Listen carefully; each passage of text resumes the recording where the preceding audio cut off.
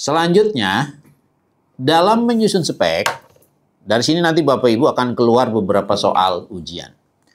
Dalam menyusun spek, dalam menyusun spek, itu harus ada 4 komponen.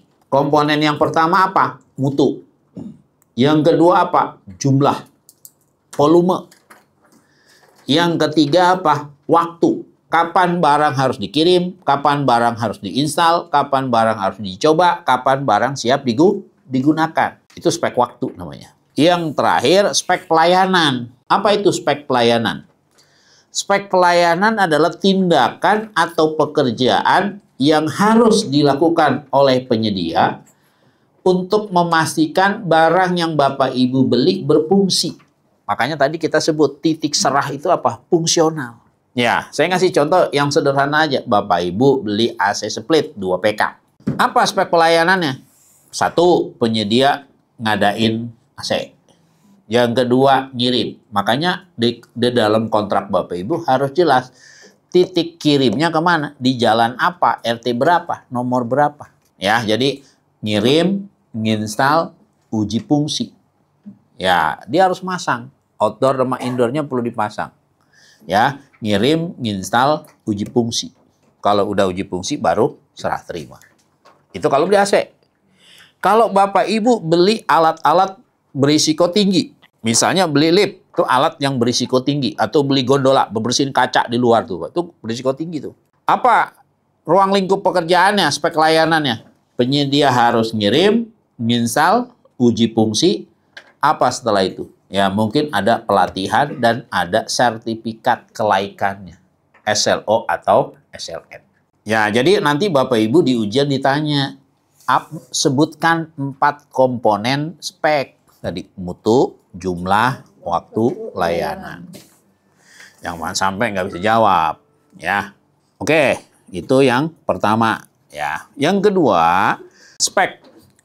Untuk menyatakan spek mutu, ada banyak cara. Cara yang pertama berdasarkan merek. Tadi udah kita bahas. Cara yang pertama berdasarkan merek. Ya, ada 4. Komponen, suku cadang, bagian sistem yang sudah ada, e-katalog.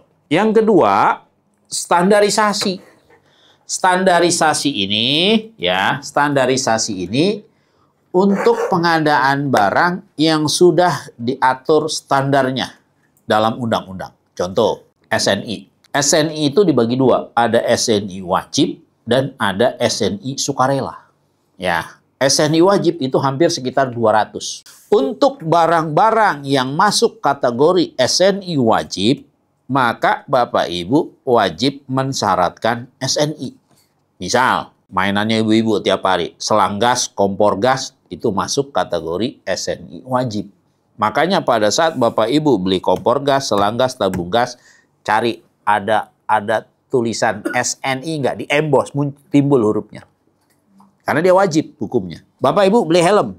Nah, helm itu ber-SNI. Kalau SNI itu ininya di belakang itu di emboss tulisan SNI. Bukan distempel pakai stiker, bukan. Nah, itu contoh barang yang masuk kategori SNI wajib. Apalagi, Pak? Bapak Ibu beli ban motor, ban mobil. Lihat di sampingnya tuh. Ada tulisan SNI nggak di emboss? Itu yang asli itu. Nah, itu karena dia wajib. Besi juga sama. Lampu, air minum. Nah, itu masuk kategori wajib. Hati-hati nanti Bapak Ibu tuh. Bapak Ibu kadang-kadang di puskesmas tuh ada pojokan 4 mainan anak-anak tuh, bocah mainan prosotan, ayunan, kan ada kan? Nah, itu hati-hati. Semua mainan anak-anak masuk kategori SNI wajib. Ya, itu karena wajib hukumnya. Ya. Oke, itu yang wajib. Jadi kalau Bapak wajib mensyaratkan. Kalau nggak wajib, hukumnya sunnah. Ya, itu yang kedua, SNI. Yang ketiga, ya Bapak Ibu, sampel.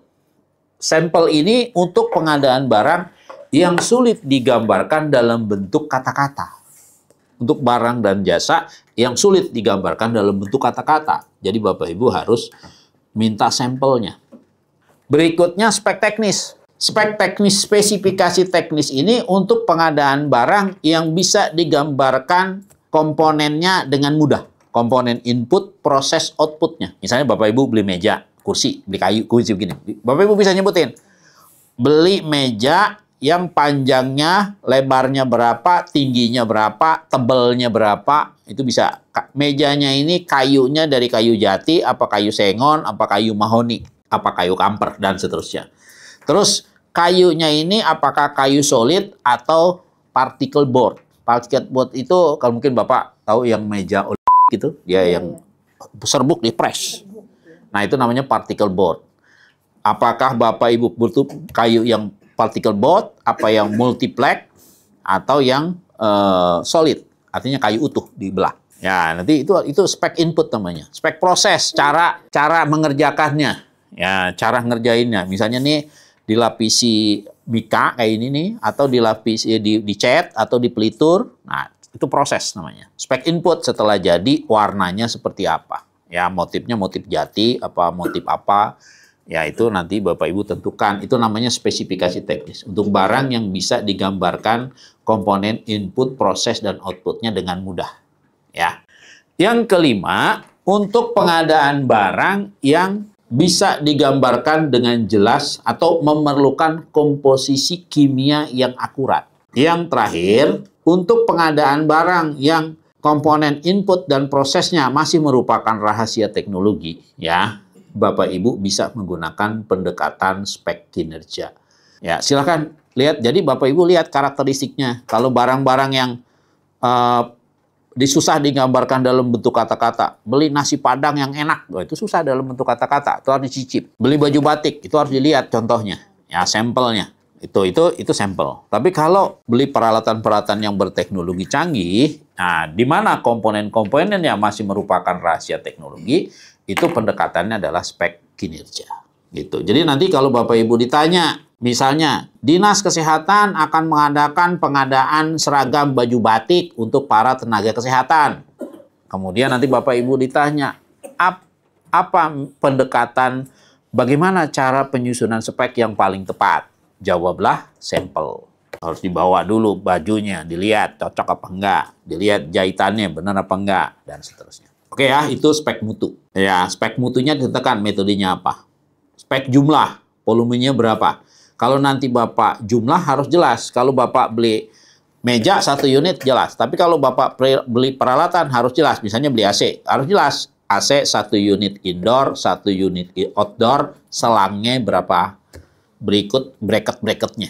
Ya, bracketnya itu apa? Dudukan itu. Ya, dan seterusnya.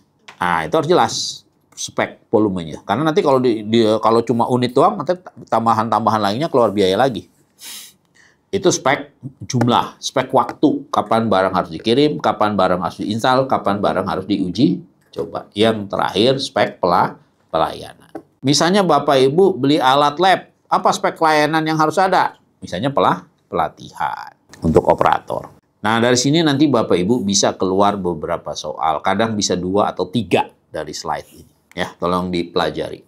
Oke, itu komponen spek.